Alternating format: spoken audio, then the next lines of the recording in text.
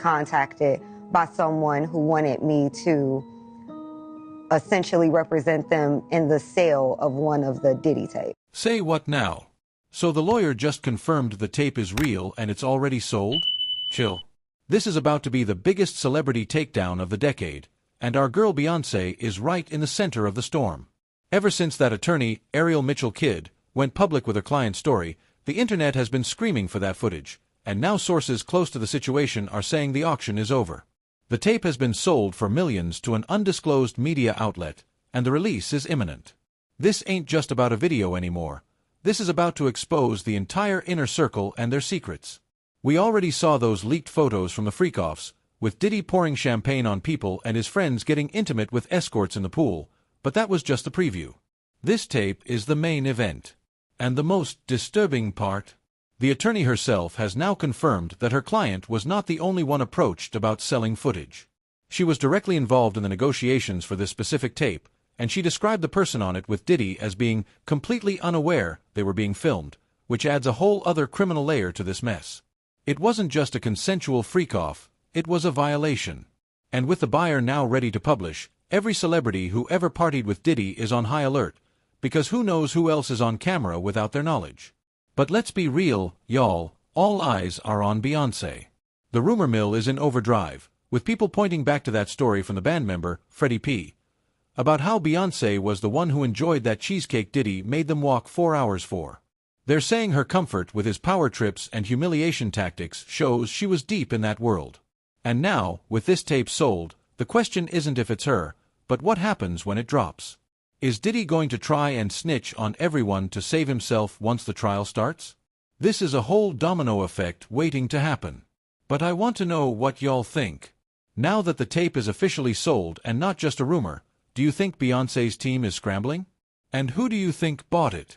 Drop your theories in the comments below. You know the drill, and don't forget to click here to watch this other video breaking down the legal fallout. She called me and told me a very horrific story about her and her escape from the. She told me that she was at a friend's house who had industry ties and was on the phone with Diddy, and he decided to come to the house. And when he came to the house, everything was fine, that there was another woman there who we've determined to be Christina Coram, KK, who Diddy talks about a lot as his right-hand woman, if you will, and that they were discussing sexing her, and then that led to her being served a drink where then she started to feel woozy, and then Mr. Combs sexed her with an inanimate object, and then actually directed another gentleman to her while he watched and pleasured himself. But here's the kicker that makes this whole thing even more sinister. Even after she escaped, even after the neighbor let her in and called the police, the system failed her completely. The police report was filed, but nothing ever came of it. It's the same old story we're hearing again and again. Diddy's power and wallet made the whole thing disappear. He allegedly paid them off, just like he's been accused of doing with other victims. This is exactly why it took someone with the fame and resources of Cassie to finally break the wall of silence and file a lawsuit that couldn't be ignored. This new victim did everything right. She fought, she escaped, she got help, and she still got nothing. It just shows you how deep the corruption goes and how protected he was for all these years. Now, with this tape sold and the walls closing in, it feels like all these past cover-ups are finally bubbling up to the surface at once. What do y'all think?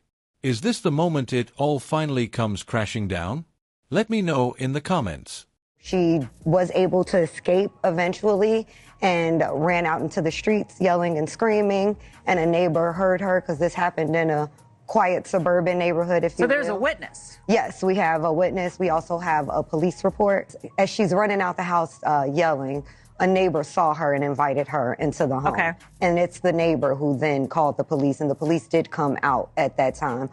They also stated that they heard cars screeching, and the neighbor went outside and saw a black SUV leaving the premises very quickly. And by the time the police arrived, of course, he was no longer there. Well, was the neighbor able to identify who it was? The neighbor wasn't, only that they saw the car leaving, and Okay. they only described the truck. They could not tell who was inside, but she told the neighbor at the time who it was and why they were leaving so abruptly. And that right there is the pattern, y'all. It wasn't a one-time thing. This was his playbook. Pay off the police, silence the victims, and use his power to make the whole problem disappear like it never happened. He operated like he was untouchable, and for a long time, he was. That's the real story here. It's not just about the assaults, it's about the system that protected him for decades. He built a fortress around himself with money and influence, and he thought he was safe. But he forgot one thing. You can't silence everyone forever. It took a victim with a platform. It took Cassie having the courage and the resources to stand up and say, no more, to finally put a crack in that wall. And let me tell you, once that first crack appears, the whole thing starts to crumble. Now we're seeing the floodgates open, with new accusers and this sold tape. That old playbook is burning, and he's finally facing the music. To the high-profile nature that it was Mr. Combs who did this, she was afraid for her life. She was concerned that if she was to come forward and say something, that no one would believe her, because we're talking about 2018 when Mr. Combs was still pretty much at the height of his career, still very much so an icon and influential figure. Mm-hmm. So she's just a young girl from Northern California who's going to believe that he had done something to her like this. So she didn't tell anybody. She did not hire an attorney. All she did was make the police report in the hopes that maybe the police would try to investigate and come up with anything. But she said she kind of felt from the police that they were disregarding what she was saying, even without saying. In the police report? I don't think so. Based on what she said, she really felt that the police were trying to bury this and disregard her claims and not really investigate, which is another reason why a lot of victims don't report these things to the police. We have to address the elephant in the room is that we have victims, especially women, who go to the police, who are typically men, who don't actually investigate these things. They victim blame, they victim shame, and women don't feel safe or even protected to even make these claims because they don't think they'll be taken seriously, nor will their claims be investigated. Now here's where this interview got a little messy, because Ariel revealed that another person reached out to her to represent them in the sale of the freak-off tape between Diddy and a certain high-profile celebrity. Ariel said she got to see the video herself, and according to her, the other high-profile celebrity is even more high-profile than Diddy. Not only that, but the person seemed very unaware that they were being filmed. And y'all, that right there changes everything. This ain't just some consensual party tape anymore. If what the lawyer is saying is true, this is a whole criminal act. We're talking about filming someone without their knowledge or consent. So while everybody is speculating about Beyonce being the one on that tape, the real question is, was she a willing participant or was she a victim? This adds a completely different angle to the story. It ain't about what she did anymore, it's about what was done to her. But then again, why hasn't she said anything? The plot is thickening by the second, and with this tape sold, the truth is going to come out one way or another. I also was just recently contacted by someone who wanted me to essentially represent them in the sale of one of the Diddy tapes. So, which I declined that because... Wait a minute. Say that again. Say that again. Back up. You're saying that there's tapes and they're being shopped? Yes, there have been people already shopping. We've heard about the tapes, but yes. The shopping thing is yes, new. There already have been tapes leaking around Hollywood, being shopped around to individuals in Hollywood.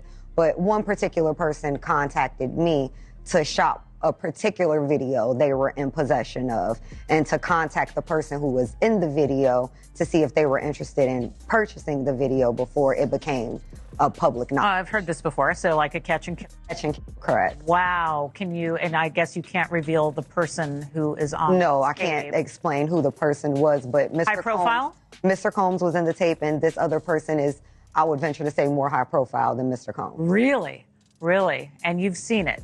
I've seen stills of the video. Okay. So you can verify that it exists, that it's real, that the other person in the video is very visible. It's no question if it's that person in the video, and I can tell the video was in nature. Oh my. All right. So we know that he videotaped a lot of activities at his home, did he? And it sounds like there was probably a lot of hidden cameras as well. Is that what is being talked about? Yes. This was actually in his Atlanta home, at a home he had in Atlanta at one point. And it does seem that the person isn't like looking into the video. So to me, doesn't seem like that person knows they're being videotaped. It doesn't seem like they're active participant in the videotaping, like they're being surreptitiously recorded. And just like that, the speculation went into overdrive. Of course, people immediately connected the dots and said the more high-profile person had to be Beyonce. I mean, who else is bigger than Diddy in that circle? But it's this throwback story from Dababy that really sent chills, because if it's true, it paints a picture of exactly what those private parties were like. Beyonce allegedly introducing herself in a flirty way, Diddy clearing the room for just the three of them, and then getting physically familiar with Dababy? That ain't just a business meeting. That sounds like the kind of environment where a tape of someone unaware could easily happen. It makes you look back at every odd story, like her casually accepting that cheesecake after Diddy made those boys humiliate themselves for hours, and wonder what else she was willing to overlook. The plot ain't just thickening, it's curdling. So the question is, if she was in that room when Diddy was getting touchy with another man, what does that say about what she was willing to be a part of? I was at a party at Diddy crib in LA. This was the beginning of 2020. You know what I mean? Diddy had put everybody else out the crib, like the influx of people he had put them out. But he had took a liking to me in particular around the time, man. It was really, you know what I mean, like putting his arm around me. Right. So he had put majority of the people out, but he allowed me to stay in there. Mm-hmm. Me and, you know, maybe about 15 others, you know. Right. Jay-Z and Beyonce being, you know, two of the other 15 people in the room. So that'll just put into perspective of the type of company I was in right. at the moment, you know. And she came over and introduced herself to me like as if she had to. Right. Beyonce, cut it out. But I'm a big fan of your work, you know what I'm saying? Whoop de whoop, and that was just dope. That was dope as hell to me, man. That was dope. That was super dope. Dope. But it doesn't stop there. Y'all, do y'all remember the time that Diddy made the members of the band walk all the way downtown New York to get him a cheesecake? It's unclear exactly which part of New York they were in at the time, but the trip downtown by foot was 4 hours long, and he made them walk there to get a cheesecake. This was honestly one of the earliest signs that Diddy was not right in the head, but people thought it was funny and that it was his way of testing loyalty with the boys. Freddie P., who was one of the members of the band, recently revealed in an interview with Art of Dialogue that the cheesecake wasn't actually for Diddy, it was for Beyonce. Yeah, y'all heard that right. Apparently, Beyonce was the one who told Diddy that she wanted cheesecake, but instead of her making somebody from her team go get it, she allowed Diddy to make the members of the band walk for hours to go get it, and then allowed him to humiliate them on camera for his TV show, Making the Band. Now you'd think that she'd be grossed out by the embarrassment that Diddy put them through for that cheesecake, but allegedly, she ain't care, and she definitely went on to eat it. And that right there is the kind of detail that makes all this new stuff connect. It shows she was comfortable in his world, comfortable with his power trips, and comfortable letting other people be humiliated for her benefit. It makes the idea of her being in that unaware tape a whole lot more complicated, doesn't it? If she didn't blink at the cheesecake situation, what else was she okay with? That cheesecake we went and got was for Beyonce. She was upstairs the whole time. What we was talking about again? Hold on. Yeah, that's a fun fact. People don't know. People like, y'all walked and got a cheesecake. It was for Beyonce. I listen to everything you say as if it's a contract. So if you say, walk to the store, or walk to get me some cheesecake, I'll walk to get you some cheesecake, but I'm not walking back. And that's just what me and Dababy did. And they like, why y'all, you know, they hot. Like, y'all cheating. And we like, he told us to walk. He didn't tell us to walk back. So we already in the hotel like 3 hours before they got there. When they said they was coming, we went and met him in front of the building. And you know the first thing that said out of his mouth? He said, oh, we got the cheesecake. He was like, I don't want that shit. Take that shit upstairs for Beyonce. Then he said, they was like, yeah, man, we want to tell you, Fred and Dababy, they ain't walk back. You know, trying to be on some snitching shit. He's like, I ain't tell you niggas to walk back. Say what now? So the lawyer just confirmed the tape is real and it's already sold? Chill. This is about to be the biggest celebrity takedown of the decade, and our girl Beyonce is right in the center of the storm. Ever since that attorney, Ariel Mitchell-Kidd, went public with her client's story, the internet has been screaming for that footage, and now sources close to the situation are saying the auction is over. The tape has been sold for millions to an undisclosed media outlet, and the release is imminent. This ain't just about a video anymore. This is about to expose the entire inner circle and their secrets. We already saw those leaked photos from the freak-offs, with Diddy pouring champagne on people and his friends getting intimate with escorts in the pool, but that was just the preview. This tape is the main event. And the most disturbing part? The attorney herself has now confirmed that her client was not the only one approached about selling footage. She was directly involved in the negotiations for this specific tape, and she described the person on it with Diddy as being completely unaware they were being filmed, which adds a whole other criminal layer to this mess. It wasn't just a consensual freak-off, it was a violation. And with the buyer now ready to publish, every celebrity who ever partied with Diddy is on high alert, because who knows who else is on camera without their knowledge. But let's be real, y'all, all eyes are on Beyonce. The rumor mill is in overdrive, with people pointing back to that story from the band member, Freddie P., about how Beyonce was the one who enjoyed that cheesecake Diddy made them walk 4 hours for.